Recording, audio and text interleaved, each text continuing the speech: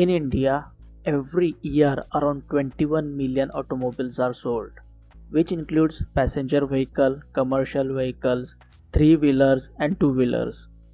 You can imagine how big is India's automotive industry. In this video, I am going to put a focus on such an automotive industry which is growing very fast in India, and there is a big opportunity for investors to invest in this automotive industry and gain a high return of investment. The automotive industry which I am talking about is electric vehicle industry. Well, hello friends, I am Saket Dongre, founder and CEO of SkillDx, author of The Story of a Failure, welcomes you to my channel, and let's start the video.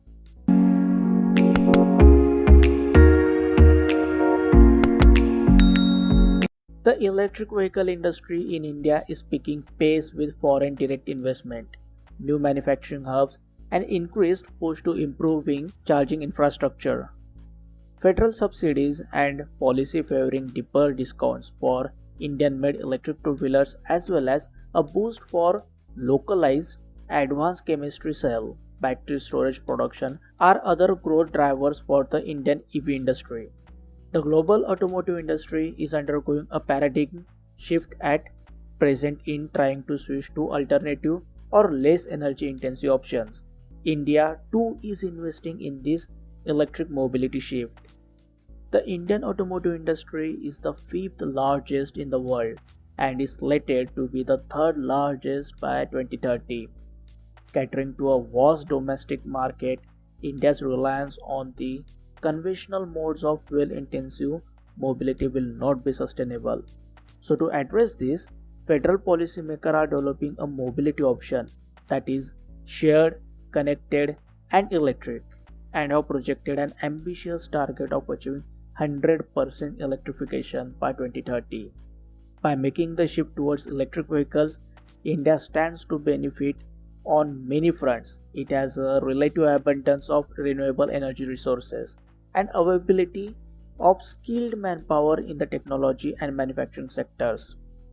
According to an independent study by Council on Energy, Environment and Water in association with the Center for Energy Finance, the EV market in India will be around $206 billion opportunities by 2030.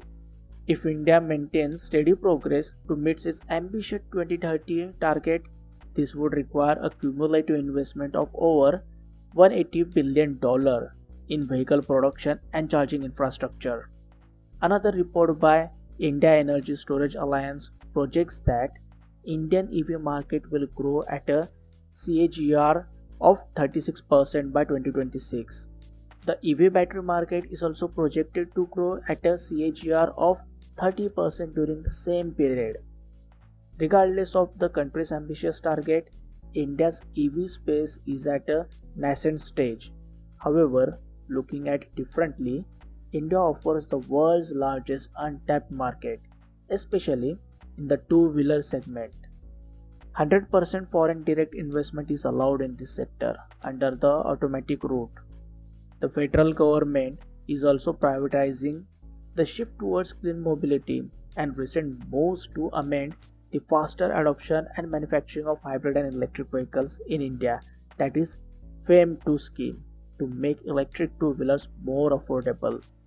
The government has also rolled out a production linked incentive scheme, that is PLI, for advanced chemistry cell battery storage manufacturing, which will incentivize the domestic production of such batteries and reduce the dependence on imports.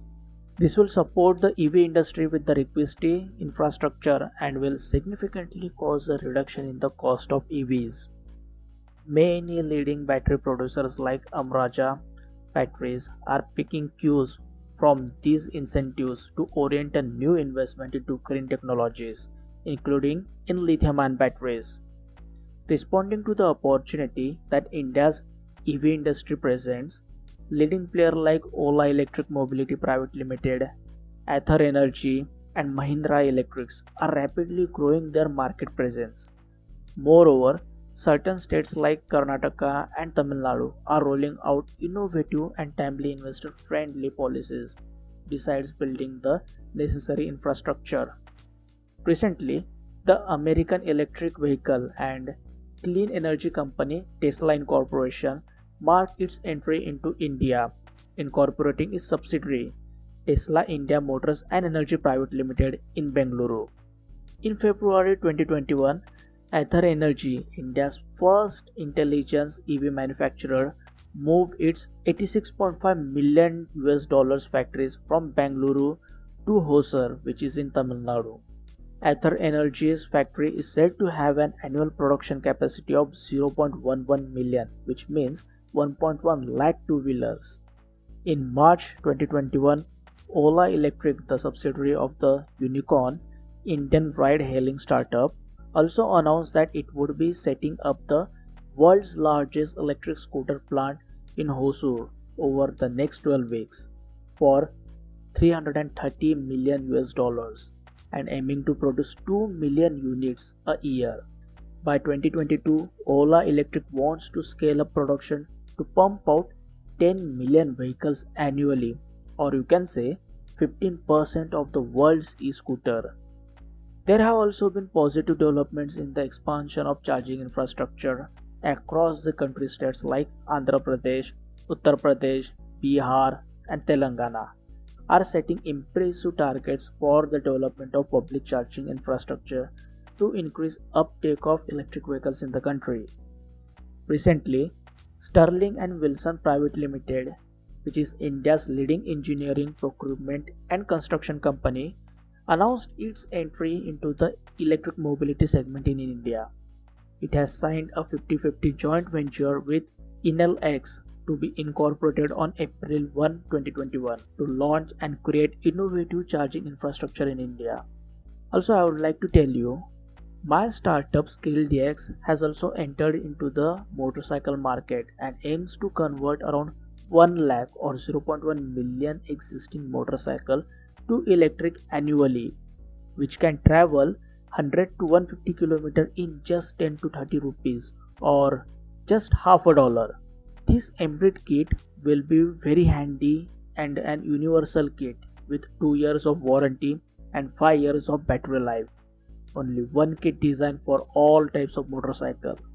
It is expected that this will be commercialized at the end of 2022 and we are situated in Maharashtra.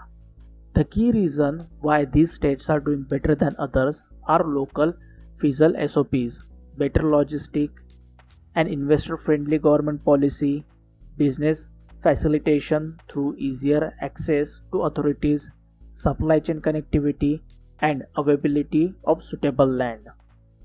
Karnataka was the first state to introduce a comprehensive EV policy and has emerged as a hotspot for EV businesses in India, both in EV and EV ancillary manufacturing as well as R&D segments.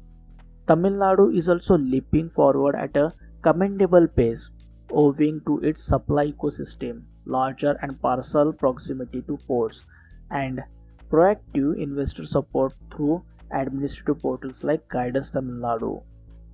Nevertheless, while growth in the EV industry is on an upward tick, it has much ground to cover to be able to realize the government's ambitious 2030 target. The COVID-19 pandemic not only slowed the industry progress but also damped overall market demand. Still, market sentiment has retained positivity in some segments. In financial year 2020, EV sales for two-wheelers in India increased by 21%. For EV buses, the sales for the same period increased by 50%. In contrast, the market for electric cars remained grim, registering a 5% decline. As for total EV sales, after suffering an initial setback in 2020, sales appear to be slowly picking up. In January 2021, 15,910 units of EVs were sold in India, and out of these, the maximum units were sold in Uttar Pradesh, followed by Bihar and Delhi. In April 2019, Niti Aayog, the federal think tank, published a report titled India's Electric Mobility Transformation, which pegs EV sales penetration in India at 70% for commercialized cars, 30% for private cars, 40% for buses, and 80% for 2 and 3 wheelers by 2030. These targets, if achieved, could lead to a net reduction of 14 extra joules of energy and 846 million tons of CO2 emissions over the deployed vehicle's lifetime. Electric vehicles sold until 2030 can cumulatively save 474 million tons of oil equivalent over their lifetime, which worth 207.33 billion US dollars. This will help India fulfill its global commitments to lower carbon emission and increase the use of cleaner sources of energy and transportation as required by the nationally determined contributions under the United Nations Framework Conventions on Climate Change and EV30. Till now, the picture was amazing, but there are various challenges that India has to face in the EV segment. The very big challenge is insufficient charging infrastructure. In 2019, there were only 650 charging stations in India against over 0.3 million in China. Lack of sufficient charging infrastructure is one of the primary reasons why customers often refrain from purchasing EVs.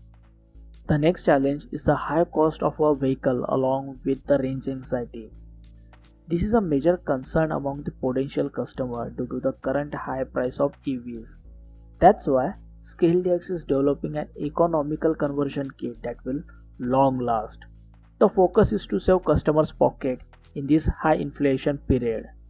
It is expected that in the future, with increased R&D and market competitiveness, the prime factor will be rationalized to suit the price sensitivity, which in India is a primary factor influencing purchase, especially in the lower end car segment. With the recent announcement of subsidies, the price rationalization of EVs in the two-wheeler segment is on cards. Also currently, we have limited options available in EV.